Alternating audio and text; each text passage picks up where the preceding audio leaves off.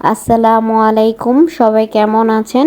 আশা করি আল্লাহর রহমতে সবাই অনেক ভালো আছেন। আমি আজকে নতুন একটা ভিডিও নিয়ে এসেছি। আমি আজকে সিম, ফুলকপি, আলু একসাথে ভাজি করব। তো কিভাবে ভাজি করি সেটাই আপনাদের দেখাবো। তো আসুন আমার ভিডিওটা সবাই দেখতে থাকুন। ভাজি করার জন্য পেঁয়াজ, কাঁচামরিচ কেটে নিয়েছি। অল্প পরিমাণ ধনিয়া পাতা কেটে নিয়েছি। সিম আর আলু কুচি করে কেটে নিয়েছি।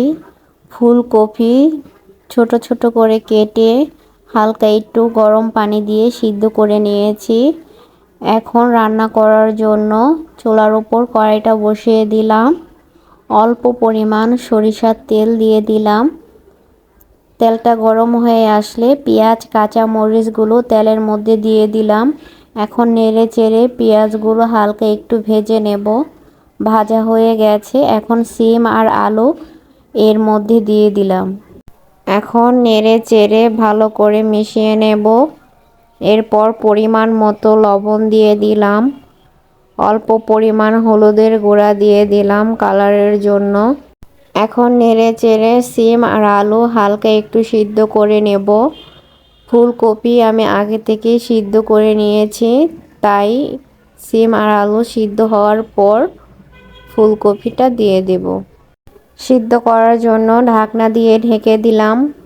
5 মিনিট পর ঢাকনাটা উঠিয়ে নিলাম। সিম আলু সিদ্ধ হয়ে গেছে।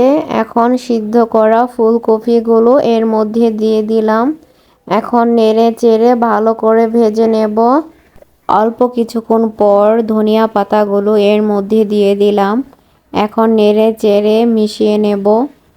মেশানো হয়ে গেছে, তৈরি হয়ে গেল সিম, ফুলকপি আর আলু ভাজি। সবার ভালো লাগলে লাইক, কমেন্ট, শেয়ার করে দেবেন। সবাই ভালো থাকবেন। আল্লাহ হাফেজ।